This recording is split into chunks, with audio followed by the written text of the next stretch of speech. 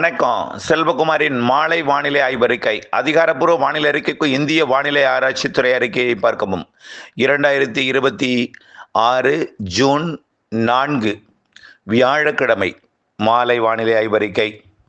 நாம் நீண்டகால அறிக்கையில் சொன்னது போலவே பருவமழை ஜூன் 3, 4 தேதிகளில் தொடங்கும்னு சொன்னோம். இன்றைக்கு 4ஆம் தேதி தொடங்கியதாக இன்றைய அறிக்கையிலேயே இந்திய வானிலை ஆய்வு நிறுவனம் அறிவித்து விட்டது. நாம் 2 சொல்லியிருந்தோம். அதாவது 28ஆம் தேதி வாக்கிலே காற்று சுழற்சி உருவாக வாய்ப்பு இருக்குது. அது நெருங்கி வந்தால் 28ஆம் தேதி தொடங்கினோம். அது நெருங்கி வராமல் இருந்துச்சுன்னா 3ஆம் தேதி 4ஆம் தேதி தொடங்கும்னு சொல்லியிருந்தோம். அதே போல தான் 3ஆம் தேதி 4ஆம் தேதி தொடங்கியிருக்கு. சரி, தொடங்கியதிலிருந்து ஃபோர்ஸான மழை இல்லை. இதற்கு காரணம் என்னென்னு பார்த்தீங்கன்னா, ஆனால் மழை பொய்க்காது. நான் ஒன்று சொல்கிறேன், நிறைய பேர் கால் பண்ணிகிட்டு இருக்கீங்க. நான் அவங்களுக்கெல்லாம் அதில் அறிக்கை என்ன எதுக்கு கால் பண்ணுறீங்கன்னா, விதைக்கலாமா, குறுவை சாகுபடி செய்யலாமா, எங்களுக்கு நேரடி மழையை வைத்து, அதாவது வானம் பார்த்த பூமி, மழையை வைத்து தான் விவசாயமே பண்ணுவோம். மேட்டூர் அணையை நம்பி உள்ளவர்களும் கால் பண்ணுறாங்க. மேட்டூர் அணை திறக்கப்படுமா, தண்ணி தொடர்ந்து வருமா, சீராக இருக்குமா, இல்லை நிறைய நாட்கள் வந்துட்டு இருக்கு, மழை எப்படி இருக்குன்னு. நான் நிறைய பேருங்க மழையே நம்பி நம்ம விவசாயம் பண்ணாலும், நம்ம பலமுறை சொல்லியிருக்கோம், போன வருடம் கூட மழை பெய்யும். தென்மேற்கு பருவமழை என்பது கேரளா, கர்நாடகாவுக்கு உண்டான மழை. நம்ம மழை எப்படி இருக்கும், நம்ம இதெல்லாம் பலமுறை சொல்லியிருக்கேன். நமக்கும் மழை பெய்யும், ஆனால் ஒதுக்கி ஒதுக்கி தான் பெய்யும். திடீர்னு ஒரு நாள் நிறைய பெஞ்சிடும், திடீர்னு ஒரு நாள் ஒரு சில நாட்கள் நம்மளுக்கு நினைக்கிறப்பெல்லாம் பெய்யாதுன்னு சொல்லியிருக்கிறோம். மழை நீரை சேகரித்து வச்சு தான் நம்ம விவசாயம் பண்ணணும்னு நம்ம சொல்லியிருக்கோம். கடந்த வருஷம் கூட சில பேருக்கு நாற்று கருகியது பெரும் பிரச்சனையாக இருக்கும். அந்த நேரத்தில் பார்த்தீங்கன்னா, இந்த தென்மேற்கு பருவமழை காலத்திலையும் சரி, வடகிழக்கு பருவமழை தொடங்கக்கூடிய அடுத்த அதாவது அக்டோபர் மாதம் முதல் வாரம், 2வது வாரம், இப்படியெல்லாம் பல வருஷங்கள் இருந்திருக்கு. தாமதமாக வடகிழக்கு பருவமழை தொடங்க வருஷங்கள் ரொம்ப பிரச்சனை கொடுத்துருக்கு. ஆனால் மழை பெய்யாதுன்னு சொல்ல முடியாது. ஆனால் சேர்த்து தான் பெய்யும். இப்பவே நாம சொல்லியிருக்கிறோம், ஜூன் 12ஆம் தேதிக்கு மேலே தான் ஸ்ட்ராங் ஆகும் தென்மேற்கு பருவமழை. 15ஆம் தேதிக்கு மேலே நல்ல ஸ்ட்ராங் ஆகும். ஜூன் இறுதி 2 வாரம் நல்லா இருக்கும் மழை. ஜூலை முதல் வாரமும் நல்லா இருக்கும். அப்புறம் இடையில கொஞ்சம் தொய்வா தெரியும். ஜூலை 15, 18க்கு மேலே ஆகஸ்ட் 5ஆம் தேதி வரைக்கும் ஸ்ட்ராங்காக இருக்கும். ஏன்னா ஒரு சிஸ்டம் ஒன்று உருவானுச்சுன்னா அது இந்தியாவிற்கு மேற்கு தொடர்ச்சி மலைப்பகுதிகளுக்கு நல்ல மழை பொழிவை கொடுக்கும். திடீர்னு பசிபிக் பெருங்கடலும் இதே வெப்பம் இருக்கா? இப்போ அதனால தான் பசிபிக் பெருங்கடல்லாம் அமெரிக்க பக்கம் நான் சொல்லலை, ஆசியா பக்கம் வெப்பம் அதிகமாக இருக்குது, அங்கே வலுவான சிஸ்டம் உருவாகும்னு சொன்னோம். ஆகவே இந்திய பெருங்கடலும் பசிபிக் பெருங்கடலும் சம வெப்பத்தில் இருக்குது. அதனால அங்கேயும் ஒரு சிஸ்டம் உருவாகும் போது என்னன்னா, ஜப்பான் நோக்கி இப்போ ஒரு சிஸ்டம் போயிருக்கு. அங்கே போய் தான் எங்கேருந்து காற்று போகுது பார்த்தா தெரியும். நல்லா பாருங்க, அதாவது 23 டிகிரி தெற்கே இருக்கக்கூடிய உயரழுத்தத்திலிருந்து வரக்கூடிய காற்று அப்படியே கடலில் உயரழுத்தத்தில் அப்படியே வரும்பொழுது குடை போல் இறங்கி கடல் மேற்பரப்பில் படும். ஆஸ்திரேலியாவிலிருந்து மேற்பரப்பில் பட்டு அப்படியே கடல் மேற்பரப்பை தொட்டுக்கொண்டே நீராவி அள்ளிக்கொண்டே வரும். கடல் வெப்பம் அங்கேயும் 31 டிகிரி இருக்கு. இந்திய பெருங்கடலோட தெற்கு பகுதி 31 டிகிரி இருக்கு. சில இடங்கள்ல 32 கூட இருக்கு செல்சியஸ்ல. நிலநடுக்கோட்டில் 31, 30 இருக்கு பரவலாவே. வங்கக்கடல், அரபிக்கடல் ரெண்டுமே பாகிஸ்தான் வரைக்கும் கூட அரபிக்கடல்ல, இந்த பக்கம் பார்த்தீங்கன்னா வங்கதேசம் வரைக்கும் உள்ள வங்கக்கடல்ல 2 பக்கமுமே 30, 31 டிகிரி இருக்கு. தமிழ்நாடு கடலோரம்ல 31 டிகிரி இருக்கு. ஆகவே இது மிக அதிகம். இதுதான் நம்ம சொன்னோம், கடல் வெப்பம் 26.5 டிகிரி வெப்பம் இருந்தாலே ஒரு தாழ்வு நிலை உருவாகும். இப்போ எவ்வளவு இருக்கு? 3 + 2 5 6 டிகிரி கிட்ட வெப்பம் உயர்ந்திருக்கு. 6 டிகிரி இயல்பை காட்டிலும் வெப்பம் உயர்ந்திருக்கு. கடல் வெப்பம் உயர்ந்தால் நீராவி அதிகம் வெளியேறும். நீராவி அதிகம் வெளியேறினால் அது காற்று எடுத்துக்கொண்டு வரும். ரைட். இந்த நீராவி இப்ப அதிகமா கேரளாவில் ஏறுது. இப்ப பாலக்காட்டு கணவாயில் உள்ளவர்களா அனுபவிப்பார்கள். எப்படி அனுபவிப்பாங்கன்னா, காத்து அடிக்குது, ஆனால் புழுக்கமா இருக்கு சார். காற்றடிக்குது, புழுக்கமா இருக்கு. அப்புறம் காற்றடிக்கும், அப்புறம் குளிர ஆரம்பிச்சிடும். சாயந்தரம், நைட்டு, அதிகாலை நேரத்தில் குளிர ஆரம்பிச்சிடும். ஏன் அப்படின்னு பார்த்தீங்கன்னா, இந்த காற்றில் இருக்கக்கூடிய ஈரப்பதம் அதிகமா இருக்கு. ஏதாவது நீராவியை நீராக மாற்றுவதற்கு எதிர் சுழற்சி ஒன்று இருக்கணும். அதாவது ஹை பிரஷர் ஒன்று இருக்கணும் வளிமண்டலத்தில். அது இப்போ எங்க இருக்குன்னா, அரபு கண்ட்ரில ரொம்ப தொலைவில் இருக்கு. இந்திய தீபகற்பத்தில் எப்போதும் இந்த பருவமழை தொடங்கும் பொழுது அரபிக்கடல்லையே ஒரு உயரழுத்தம் இருக்கும். அது இல்லை இப்போ. ஏன்னா அரபிக்கடல் ஒட்டுமொத்தம் வடக்கு வரைக்கும் சூடாயிருக்கு. ஆனால் வளிமண்டல மேலடுக்கில் உயரழுத்தம் உருவாகும், எதிர் திசை காற்று வரும், அப்பொழுது மழைப்பொழிவை கொடுக்கும். மரங்களும் மழைப்பொழிவை ஏற்படுத்தும். அதிகமான நீராவி வருகிற காரணத்தினாலே மரங்கள் மீது பட்டு அது நீராவியை நீராக மாற்றாமல் குறைவான நீராவியை மட்டும்தான் ஏற்றிட்டு இருக்கு. ஏன்னா குளிர்விப்பதற்கு பதிலாக சூடுபடுத்திடுது இலைகளை, மரங்களை, மலையில் இருக்கக்கூடிய மரங்களை, கேரளாவில் இருக்கக்கூடியது. அதனால தான் இந்த மழைப்பொழிவோட அளவு குறைவாக இருக்கு. இருந்தாலும் இரவு நேரத்தில், மாலை நேரத்தில், இரவு நேரத்தில், அதிகாலை நேரத்தில், அதாவது வெயில் குறைவாக இருக்கும் பொழுது வளிமண்டலத்தில் வெப்பம் இல்லாமல் இருக்கும்போது என்னாகும், மழைப்பகுதியெல்லாம் குளிர்ந்து இருக்கும். அப்போ மழைப்பொழிவு கூடுதலாக கொடுக்கும். ஆக பருவமழையானது மதியத்திற்கு மேலே, மாலையில், முன்னிரவில், நள்ளிரவில், அதிகாலையில், காலை நேரத்தில் நல்ல வலுவான பருவமழை கொடுக்கும். கேரளா, கர்நாடகாவில் மேற்கு தொடர்ச்சி மலையில் இன்றைக்கு காலையில் நல்லா காத்தடிச்சுட்டு இருந்திருக்கும். இப்போ குளிரும். பாலக்காடு கணவாயில் இப்போ அங்கிருந்து சொல்லி வந்தால் தான் உங்களுக்கு புரியும் எல்லாமே. பாலக்காட்டு கணவாயில் இப்போ குளிர்காற்று வீசி கொண்டிருக்கும். இப்போ ஆகவே நல்ல குளிராக காற்று வீசும். இந்த குளிர்காற்று என்ன, ஏன் குளிர்காற்று வீசுது? குளிர்ந்து விட்டது. இனிமேல் குளிர்ச்சி, அதாவது நீராவியை நீராக மாற்றுவதற்கு சாதகம் ஏற்பட்டு விட்டது. கேரளாவில் மழை பெஞ்சிட்டு இருக்கு. இந்த பருவக்காற்று மழை கொஞ்சம் கொஞ்சமாக குளிரதான், தமிழ்நாடு குளிரதான் கொஞ்சம் கொஞ்சமாக மழை பொழிவிற்கும் அது சாதகமாக மாறும். புரியுதுங்களா? கல்வராயன் மலையாக இருந்தாலும் சரி, அது ஏலகிரி மலையாக இருந்தாலும் சரி, எல்லாமே மரங்கள்லையும் ஈரப்பதம் கம்மியாக இருக்குது. எல்லாமே குளிரதான் மழைப்பொழிவு ஏற்படுத்தும். கண்டிப்பாக மழைப்பொழிவு ஏற்படுத்தும். கண்டிப்பாக மேற்கு தொடர்ச்சி மலையிலையும் இமயமலை ஒட்டிய பகுதியிலையும் மழைப்பொழிவுக்கு பற்றாக்குறை இருக்க வாய்ப்பில்லை. வேணா வட இந்திய சமவெளி பகுதிகளில் மழைப்பொழிவு பற்றாக்குறை இருக்கலாம். அது மட்டும் இல்லாமல் எதிர் திசை காற்று, அதாவது வங்கக்கடலை டைட்டாக போயிட்டு இருக்குது. இப்போ ஜப்பான் நோக்கி காற்று எங்கிறதுனா பார்த்தீங்கன்னா, ஆஸ்திரேலியாவில் புறப்பட்டு நேராக சோமாலியா வந்து டச் பண்ணி அப்படியே ஏடன் வளைகுடா வந்து அப்படியே ஏமன் வந்து அப்படி அரபிக்கடலை வந்து கேரளா, கர்நாடகாவில் ஏறி தமிழ்நாட்டின் வழியாகவும் ஆந்திர பிரதேசம் வழியாகவும் மறுபடியும் வங்கக்கடலை இறங்கி அந்தமான் கடற்பகுதி வழியாக அப்படியே மியான்மர் மற்றும் தாய்லாந்து, மலேசியா இந்த பகுதி வழியாக தொடர்ந்து வியட்நாம், கம்போடியா, லாவோஸ் மற்றும் சீனா வழியாக ஹாங்காங் மற்றும் தாய்வான் வழியாக அப்படியே போயிட்டு இருக்கு. இதனால இந்த காற்று டைட்டாக போயிட்டு இருக்கிறதுனால, அங்கே சிஸ்டம் வலுவாக இருக்கிறதுனால கிழக்கு காற்று நுழையல, தெற்கு காற்று நுழையல. தெற்கு காற்று டெல்டாவில் நுழையணும். மேற்கிலிருந்து வரக்கூடிய காற்று வேகமாக போயிட்டு இருக்கு. ஆகவே வேகமாக எடுத்தாலே என்னாகும், வெப்பமடைந்த உடனே வேகமாக கடலுக்குள்ளே ஓடிடுது. கடலில் போய் மேலடுக்கில் போய் நேராக போயிட்டே இருக்கு. எதிர்த்து ஒரு மழைப்பொழிவை ஏற்படுத்தக்கூடிய சாதகமான குளிர்விக்கும் காற்று இல்லை, அப்படிதான் சொல்லலாம். ஆனால் சார் நீங்கள் சொன்ன சார் அப்பவே மழை பெய்யாதுன்னு எல்லாரும் சொன்னாங்க சார். நீங்கள் தான் சார் பெய்யும் சொல்லிட்டு இருக்கீங்க. ரைட், என்ன சொல்லிட்டு இருக்கோம்?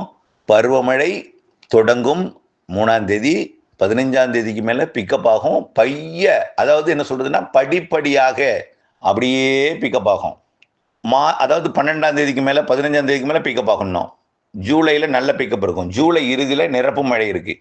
ஆகஸ்ட்ல நல்ல மழை இருக்கு. ஆகஸ்ட் இறுதியில், ஜூலை இறுதி, ஆகஸ்ட் இறுதி, ஜூன் இறுதி, ஆமாம் 3 மாதத்திலேயே இந்த இறுதி 15 நாட்கள் 20 நாட்கள் தான் வலுவான மழை பொழிவை தருங்க. ஜூன் இறுதி 20 நாள், 15 நாள், ஜூலையில் இறுதி 15 நாள், ஆகஸ்ட்ல இறுதி 15 நாள், செப்டம்பர்ல முழுமையாக, அக்டோபர்ல முழுமையாக நல்ல மழை பொழிவை தரும்.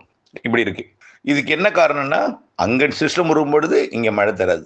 மழை தரும், மேற்கு தொடர்ச்சி மலையில் மட்டும் தரும், அளவாக தரும், வலுவாக தராது. நிறைய இதில் இது இருக்குது. வங்கக்கடலில் சிஸ்டம் உருவானாதான், வங்கக்கடலில் எங்கே, ஒடிசா கடலோரம் சிஸ்டம் உருவானாதான் நம்மளுக்கு வந்து அந்த சுழற்சி எல்லாமே, அந்த குளிர்விக்கும் அமைப்பு எல்லாமே சாதகமாக அமையும். அது எப்போ உருவாகுதுன்னு பார்த்தீங்கன்னா, 13ஆம் தேதி 14ஆம் தேதிக்கு மேலே தான். அதுவும் நேரம் மியான்மர் பகுதியில் உருவாகி அப்படியே வங்கதேசத்துக்கு வந்து வங்கதேசம் வந்து மேற்கு வங்கத்துக்கு வர இருக்குது. அது கொஞ்சம் 15ஆம் தேதி மேலே தான் வருது. இது எல்லாமே செட்டிங் சரியாக செட்டோம்னா நம்ம கொண்டு வந்து டக்குன்னு அந்த தேதியில் நம்ம ஃபிக்ஸ் பண்ணிடலாம். உலகத்தில் இருக்கக்கூடிய இந்த காற்று போக்கெல்லாம் பாருங்கள், புரியும் உங்களுக்கு. ஆகவே அது செட் ஆகிறதுக்கு தாமதம் அடைந்ததை தவிர மழைப்பொழிவில் எந்த பிரச்சனையும் இல்லை. குறிப்பாக மேற்கு தொடர்ச்சி மலை, நான் சொல்கிறது வட இந்திய சமவெளியில் வேணால் குறையலாம். சராசரியை பார்க்கும்போது குறைவாக இருக்கும். வடகிழக்கு மாநிலங்கள் அதிகமாக இருக்கும் மழை. இமயமலை ஒட்டிய மாநிலங்கள் அதிகமாக இருக்கும், இமயமலையில் மோதி. அதே போல் மேற்கு தொடர்ச்சி மலையில் மோதி அணைகள் நீர் பிடிப்பதில் சிறப்பாக இருக்கும். பாலக்காட்டு கணவாயில் சிறப்பாக இருக்கும். அப்புறம் சாரல் வரும், அப்புறம் காற்றாக வரும், அப்புறம் மழையாக வரும், அப்புறம் கிழக்கு காற்று எதிர்த்து மழை பிடிப்பை கொடுக்கும். இதெல்லாம் கண்டிப்பாக நடக்கும். ஆனால் வானிலை அப்டேட்ஸோட இணைந்து இருக்கணும். அதாவது நீங்கள் நினைக்கும் பொழுது மழை பெறாது, அது தரும் பொழுது நம்ம சேமித்து பயன்படுத்தணும், அப்படி தான் சொல்கிறேன். ஆனால் கொடுக்க வேண்டிய மழை கொடுக்கும். அது நம்ம சொன்னோம்னா ஜூன் பிற்பகுதி, ஜூலை பிற்பகுதி, ஆகஸ்ட் பிற்பகுதியில் நல்ல மழை இருக்குது. சரி, இன்னைக்கு நாளைக்கு மழை பெய்யுமா சார் அப்படின்னு கேட்டுட்டு இருக்கீங்க நிறைய பேர். நம்ம நேற்றைக்கும் இன்றைக்கும் எதிர்பார்த்த மழை பொழிவில் ஒரு அந்த சிஸ்டத்தோட செயல் இருந்தால் தான் காற்றில் ஒரு தொய்வு ஏற்படும். டைட்டாக போயிட்டுருக்கு. இருந்தாலும் மலைகளால் மழைப்பொழிவை கொடுக்கும். மேற்கு தொடர்ச்சி மலையில் மழை இருக்குது, பெஞ்சிட்ருக்கு. இப்போவும் மேற்கு தொடர்ச்சி மலையில் பெஞ்சிட்ருக்கு. விருதுநகர் மாவட்டத்தில் பெஞ்சிட்ருக்கு. விருதுநகர் மாவட்டம் மேற்கு தொடர்ச்சி மலை, தென்காசி, திருநெல்வேலி, கன்னியாகுமரி மாவட்டத்தில் மழை பொழிந்து கொண்டே இருக்குது. நாளைக்கு இந்த மழைப்பொழிவு நன்றாக கொஞ்சம் முன்னேறி மேலே ஏறும். அதாவது பாலக்காட்டு கணவாய்க்குள்ள நுழையும், தேனி வரும், கொடைக்கானலுக்குள்ள சாரல் வரும், தென்காசி குற்றாலம் பகுதிகளில், அப்படியே கன்னியாகுமரியில் நன்றாக ஏறி நாளை இன்றைய விட கூடுதல் பரப்பில் மழைப்பொழிவை தென்மேற்கு பருவமழையை கொடுக்கும். சரி, வெப்பசலன இடிமழைப்பொழிவு எப்படி இருக்கும்? இன்றைக்கு ஆந்திர கர்நாடக எல்லையோரத்திலையும் வட உள் மாவட்ட பகுதிகளையும் ஒரு சில இடங்களில் இருக்கும். ஆனால் இன்றைக்கு பெருசாக பரவலாக இருக்காது, இருக்கும். நாளைக்கு சென்னை உட்பட, அதாவது 5ஆம் தேதி மாலை இரவில் சென்னை உட்பட, அதாவது மதியத்திற்கு மேலே மாலையில் சென்னை உட்பட நாளைக்கு மழை இருக்குது. ஆந்திர பிரதேசம், தெலுங்கானாவுக்கெல்லாம் கனமழை இருக்குது நாளைக்கு. சென்னை உட்பட நாளைக்கு சென்னை, திருவள்ளூர், செங்கல்பட்டு, காஞ்சிபுரம், விழுப்புரம், திருவண்ணாமலை, அந்த வடகோடி மாவட்டங்கள், வட உள் மாவட்டங்களில் மழை இருக்கும், ஆங்காங்கே இருக்கும் நாளைக்கு. தமிழ்நாட்டில் தென் மாவட்டங்களுக்கும் ஆங்காங்கே மழை இருக்கும். டெல்டாவிலையும் ஒரு சில இடங்களில் நாளைக்கு மழை இருக்குது. 6ஆம் தேதி இன்னும் கொஞ்சம் கூடுதல் பரப்பு இருக்கும், டெல்டாவுக்கு நெருங்கும். இன்றைக்கு நம்ம டெல்டாவுக்கு சென்னைக்கு எதிர்பார்த்தது நாளைக்கு தான் கிடக்கு. அப்போ நாளைக்கு டெல்டாவுக்கு எதிர்பார்த்தப்பட்டது நாளைய மறுநாள் 6ஆம் தேதி தான் வரும். 6ஆம் தேதி தான் வரும் டெல்டாவிற்கு. ஆனால் நாளைய மறுதின மழை பாலக்காட்டு கணவாயில் வலுவான மழைப்பொழிவு தெரிகிறது. வெப்பசலனத்துடன் கூடிய தென்மேற்கு பருவமழை நாளைய மறுநாள், அதாவது சாரல் மழையாக மேற்கையும், உள்ளே தாராபுரம் உள்ளிட்ட பகுதிகளில் கொஞ்சம் நல்ல மழை பொழிவும். ஈரோடு மாவட்டத்தின் வடக்கு பகுதி, கர்நாடக எல்லையோர மாவட்டங்களுக்கெல்லாம் நாளைய மறுநாள், அதாவது 6ஆம் தேதி இரவு நல்ல மழை பொழிவு தெரியுது, கொஞ்சம் உள்ளே ஏறி வந்து பெய்யறதுக்கு. தென் மாவட்டங்களுக்கு நான் இன்னும் சொல்லவே இல்லை. தென் மாவட்டங்களோட மேற்கு தொடர்ச்சி மலைக்கு தான் சொல்லிட்டு இருக்கேன். ரைட். டெல்டா மாவட்டங்களுக்கு 6ஆம் தேதி 7ஆம் தேதி வாய்ப்பு உறுதியாக இருக்குது. 6ஆம் தேதி நாளைக்கு வாய்ப்பு இருக்குங்க. அதாவது 5ஆம் தேதி வாய்ப்பு இருக்குது. 6, 7 கூடுதல் வாய்ப்பு இருக்குது, உறுதியாகவே தெரியுது. சில இடங்களில் டெல்டாவெலாம், பல இடங்களில் மழை வாய்ப்பு இருக்குது. 6ஆம் தேதி 7ஆம் தேதி 5ஆம் தேதியே இருக்குது. வட உள் மாவட்டங்கள், வடகடலோரம், ஆந்திர கர்நாடக எல்லையோரம். ஆந்திர கர்நாடக எல்லையோரத்தில் நல்ல மழை தெரியுதுங்க. வரக்கூடிய நாட்டு எல்லாமே மழை இருக்குங்க. கேரள எல்லையோரத்துக்கும் மழை இருக்குது. இந்த டெல்டாவை ஒட்டியுள்ள இந்த மத்திய உள் மாவட்டங்கள், மத்திய கடலோர மாவட்டங்கள் 6ஆம் தேதி 7ஆம் தேதி வாய்ப்பு இருக்கிறது. 6ஆம் தேதி 7ஆம் தேதி. சரி, 8ஆம் தேதியும் வாய்ப்பு இருக்குது. ஆகவே கேரளாவில் பெய்யக்கூடிய மழை, அங்கிருந்து தப்பி வரக்கூடிய அந்த நீராவி பாலக்காட்டு கணவாயில் சாரலாகவும், வெப்பத்தால் லேசாக்கி அதில் இருக்கக்கூடிய ஈரப்பதம் வெப்பத்தால் லேசாக்கி மேலெழுந்து மாலை இரவில் வந்து எல்லா மாவட்டங்களுக்கும் வரக்கூடிய நாட்களில் ஆங்காங்கே ஒதுக்கி கொடுக்கும். காற்றோட வேகம் கூடுதலாக இருக்கிற காரணத்தினால எதிர்த்து, அதாவது கிழக்கு காற்று வந்து உள்ளே தடுத்து தேக்கி மழைப்பொழிவு கொடுப்பது தாமதம் அடையுது தவிர மழைப்பொழிவு கொடுக்கும். நாளைக்கு எதிர்பார்க்கலாம் வட உள் மாவட்டங்கள், வடகடலோரம். நாளை பிற பகுதிகளில் மத்திய உள் மாவட்டங்கள் டெல்டாவுக்கு எதிர்பார்க்கலாம். 7ஆம் தேதிக்குள்ளே டெல்டாவுக்குள்ள மழைப்பொழிவு கிடைக்கும். 6, 7 எதிர்பாருங்க. 6, 7 எதிர்பாருங்க. சரி, பெரிய மழைலாம் இல்லைங்க, வரும் பெய்யும் போயிட்டே இருக்கும். புதுக்கோட்டையிலேருந்து தஞ்சாவூர், திருச்சி பகுதியிலேருந்து, பெரம்பலூர், அரியலூர் பகுதியிலேருந்து கடலோரத்தை நோக்கி வரும். அது அப்படியே பெய்துட்டு உள்ளர போயிடும். புரியுங்களா? நேராக கிழக்கு நோக்கி போயிடும், சேலம் போயிடும். அங்கே போய் அப்படித்தான் மழை எல்லா மாவட்டங்களும் இங்கே இருக்குது. இப்போ டெல்டாவுக்கு எதிர்பார்க்குற இன்னைக்கு கொஞ்சம் பரவலாக கொடுக்கணும். நம்ம ஏற்கனவே சொல்லியிருக்கிறோம், டெல்டாவிற்கே மழை வருதுன்னா உள்ளே பெஞ்சிட்டு தான் அது டெல்டாவுக்கு வரும். அப்போ கொஞ்சம் கூடுதல் பரப்பில் உள்ளே இருக்கும். 6ஆம் தேதி 7ஆம் தேதி 5ஆம் தேதி வட உள் மாவட்டங்கள், வடகடலோரம், ஆந்திர எல்லையோர மாவட்டங்களுக்கு இருக்கும். புரியுதுங்களா? ஆக அடுத்தபடியாக பார்த்தீங்கன்னா வரக்கூடிய நாட்கள் அப்படியே 12ஆம் தேதிக்கு மேலே கர்நாடக எல்லையோர எல்லாமே நல்ல மழை இருக்கும். காவிரி நீர்பிடிப்பு பகுதிகளில் 12ஆம் தேதிக்கு மேலே வலுத்த மழை இருக்கும். 12ஆம் தேதிக்கு மேலே பலத்த மழை இருக்கும். மாத இறுதி சொல்லியிருக்கிறேன். ஆகவே நீங்கள் அப்டேட்ஸோட இணைந்திருக்கணும். ஒரே நேரத்தில் உங்களுக்கு, அதாவது நீங்கள் நினைக்கும் பொழுது மழை தராது, அதில் சேர்த்து பெய்யும். அணைகளை நிரப்பும். ஜூலை இறுதியில் நிரப்பு வாய்ப்பு அதிகமாக இருக்குது. ஆகஸ்ட்டில் கண்டிப்பாக நிரம்பி இருக்கும். ஆகஸ்ட்டில் உபரிநீர் திறக்கும் மழைக்கு இருக்கும். மேற்கு தொடர்ச்சி மலைக்கு பிரச்சனை இல்லை. அதே போல் இமயமலை ஒட்டிய பகுதிகளுக்கும் வடகிழக்கு மாநிலங்களுக்கும் பிரச்சனை இல்லை. மத்திய பகுதி, உள்பகுதிகளுக்கு தான் ஆரம்பத்தில் பிரச்சனை. அப்புறம் செப்டம்பரில் சிறப்பான மழைப்பொழிவு கொடுத்துரும் ஆந்திர பிரதேசம், தெலுங்கானாவெலாம். ஏன் இப்போ வெப்பசலன மழைப்பொழிவு தெலுங்கானாவெலாம் சிறப்பான மழைப்பொழிவு கொடுக்கும், அதில் ஒன்றும் பிரச்சனை இல்லை.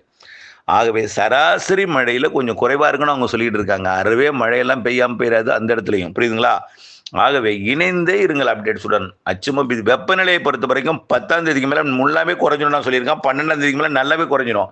12ஆம் தேதிக்கு மேலே 92, 93 டிகிரி ஃபேரன்ஹீட் தான் இருக்கும். தயவுசெய்து அச்சமோ பீதியை கொள்ள தேவையில்லை. வரக்கூடிய அதாவது 2வது 3வது வாரத்தில் வெப்பநிலை நல்லாவே குறைஞ்சிரும். இணைந்தே இருங்கள் அப்டேட்ஸுடன். நன்றி. அப்பப்போ உயர்ந்திருக்கும். அது காரணம் மேற்கிலிருந்து வரக்கூடிய காற்றோட ஈரப்பதத்தை பொறுத்தா இங்கே வெப்பத்தை கூட்டுதல் குறைத்தலாக இருக்கும். இன்னும் ஆகஸ்ட்லாம் சூரியன் குத்துக்கதிரே வரும். தென்மேற்கு பருவமழை அப்போ வலு இல்லைன்னா வெயில் அதிகமாக தெரியும் இங்கே. புரியுதுங்களா? எல்லாம் செட்டிங்கை பொறுத்தான். ஆனால் மழை இருக்கிறது. இணைந்திருங்கள் அப்டேட்ஸுடன் அதுதான் நம்ம சொல்கிறோம்.